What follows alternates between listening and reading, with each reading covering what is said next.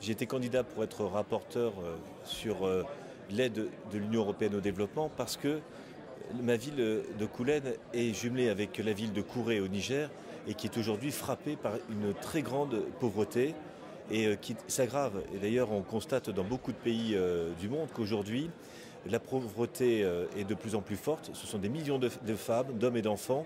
Et aujourd'hui, on constate même en Afrique subsaharienne l'émergence de la famine. Donc c'est une situation totalement inacceptable. Donc en tant que maire, j'ai souhaité pouvoir, au niveau européen, porter un message en direction des institutions pour qu'on passe à la vitesse supérieure en matière d'aide au développement des pays pauvres.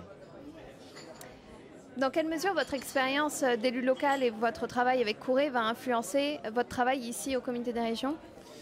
Eh bien, j'ai pu constater qu'à Kouré, les habitants manquaient de tout, à la fois pour leur nourriture, mais aussi pour l'éducation, en matière aussi de réduction des inégalités entre les hommes et les femmes. Donc on va les aider au niveau européen par une mesure extrêmement symbolique, c'est-à-dire que les collectivités locales vont s'engager à verser 1 € par an et par habitant pour l'aide aux pays pauvres. Et grâce à cet euro, nous pourrons peut-être mobiliser 3 milliards d'euros au niveau européen pour mettre en place des petits projets que l'on va suivre et que l'on va guider et on va vérifier la bonne utilisation de ces fonds au plan local.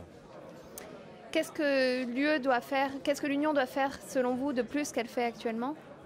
Eh bien, nous allons nous battre pour qu'à l'occasion du sommet de New York des Nations Unies, pour les objectifs du millénaire, qui sont un engagement de la communauté internationale pour éradiquer l'extrême pauvreté, eh bien nous allons vérifier que l'Union européenne prenne bien en compte le rôle des collectivités locales, parce que les 100 000 collectivités locales peuvent apporter des fonds qui, demain, eh bien, comme on dit, les petites rivières font les grands fleuves. Ces fonds pourront demain permettre d'irriguer les territoires du monde qui sont aujourd'hui frappés par l'extrême pauvreté.